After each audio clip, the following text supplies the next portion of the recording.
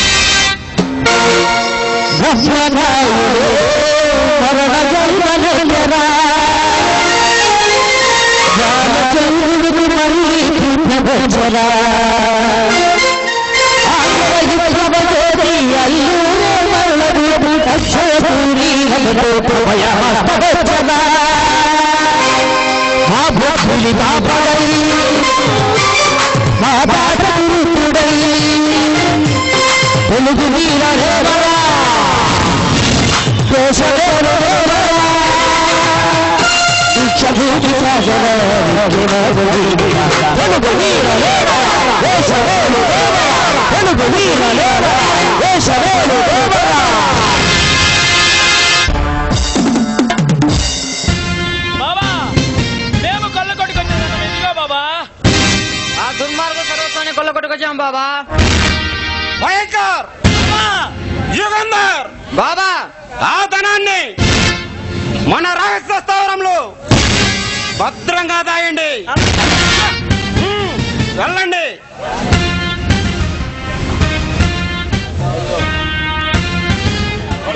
కానీ బాబా నువ్వు వెళ్ళిన పని ఏమైంది? బాబా నీవు చెప్పినట్లే ఆ భగవాన్ గారి తమ్ముడిని లాయర్ సత్యమూర్తిని ఇతగా బాది వాడి సర్వస్వాన్ని దోసుకొచ్చాను. శభాష్! మనం ఉన్నదన్న అహంకారంతో కళ్ళు మూసుకుపోయిన వాళ్ళ సర్వస్వాన్ని కొల్లగొట్టుకొచ్చావు. ఇప్పుడు వాళ్ళు నడి బజారులో భిక్షమెత్తుకోవాలి. కానీ ఎస్వి ధర్మారావు భగవాన్లు అక్కడ లేరు బాబా. అంటే వాళ్ళని ఇంకా ముత్తుదాత వరించలేదన్నమాట. ఇంతకు వాడు ఎక్కడ ఉన్నాడో తెలుసుకొచ్చావా? బాబా ఎక్కడున్నాడు? ఈ ఆంధ్ర రాష్ట్రానికి ముఖ్యమంత్రి కావాలని కోరిక కలిగిందట. వాడు ఎమ్మెల్యే సీటు కోసం ఢిల్లీ వెళ్ళాడని తెలిసింది. అతి త్వరలోనే వస్తాడని తెలిసింది బాబు. కానీ వాడు రౌడీగా గూండాగా ఉన్న నాడే రాష్ట్ర ప్రజల రక్తమాంసాలను పీల్చి పిప్పి చేశాడు. ఇప్పుడు వాడు ఈ రాష్ట్రానికి ముఖ్యమంత్రి అయితే ఈ దేశాన్ని పరాయి దేశాలకు అమ్మగలడు. వాడు ఎక్కడ ఉన్నా ఏ పరిస్థితుల్లో ఉన్నా సరే పట్టి బంధించి ప్రాణాలతో తెచ్చి నా కాళ్ళ ముందు పడే. బాబా అష్టదిక్పాలకులు అడ్డుగా నిలిచిన అటు సూర్యుడు ఇటు పడిచిన నేల ఏకమైన ఈ కాళిదాస్ ఆడిన మాట తప్పడు. మారినట్లే ఆ భగవాన్ గారిని బంధించి ఈ పాదాల వద్ద ఉంచుతాను. కానీ అంతటి సమర్థులు అని నాకు ముందే తెలుసు. అందుకే ఆ బాధ్యత నీకు అప్పగిస్తున్నా.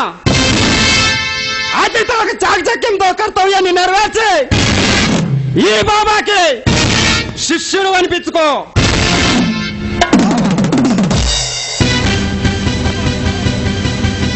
బాబా నేనెవరో తెలియని నాడు నన్ను చేరదీసి ఆదరించి అభిమానించి పెంచి పెద్దవాడిని చేశావు. నీ రుణం 1000 జన్మలు ఇచ్చినట్టు.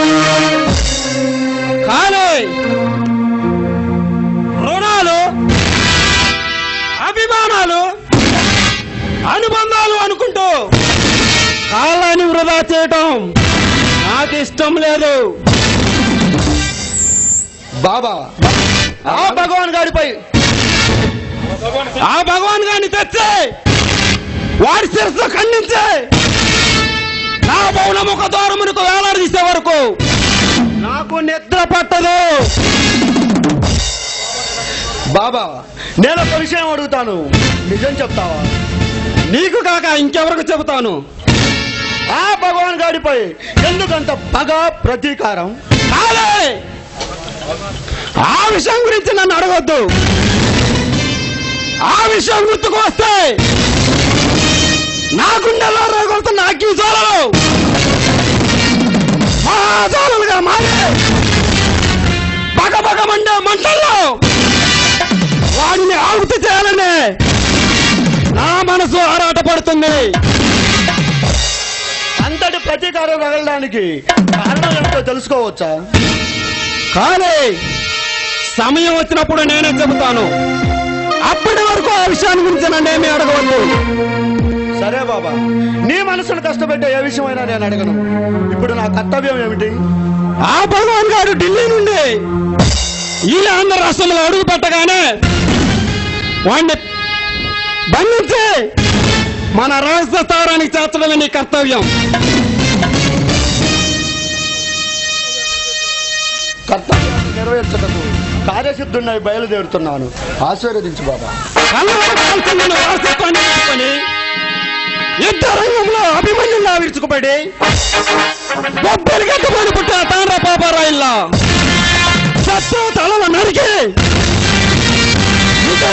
మోగించి విజయాన్ని సాధించు.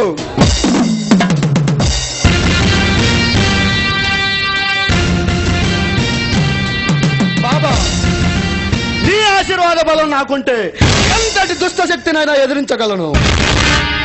ధర్మ స్థాపనకై బయలుదేరుతున్న నీకు ఎల్లప్పుడూ నా ఆశీర్వాద బలం నీకుంటుంది.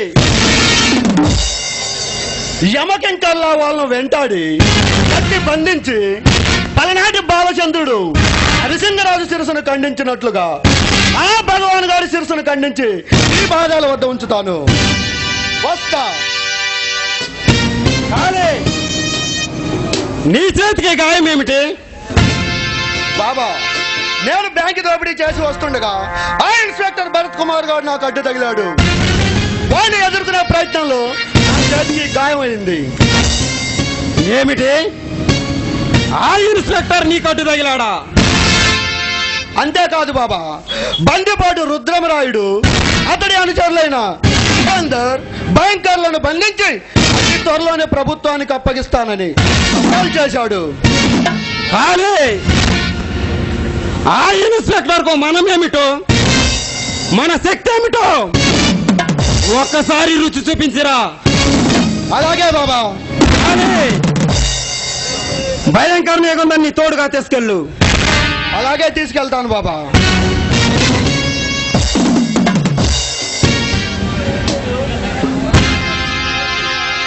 అరే భగవాన్, ఆనాడు ధనమున్నదన్న అహంకారంతో, రాజకీయ అండదండలతో, మన్ని మార్బలంతో నన్ను ఒంటరివాణ్ణి చేసి నా కళ్ళ ముందే నా భార్యను ఘోరమైన చిత్రహింసలు పెట్టి ఆమె ప్రాణాన్ని తీసి ఆ నేరం నాపై మోపి నన్ను ఒక బందిపోటుగా ముద్రించిన మిమ్మల్ని అంతమందించి నా భార్య ఆత్మకు శాంతి చేకూర్చుతా. అంతవరకు నిద్రపోడు ఈ రుద్రమరాయుడు.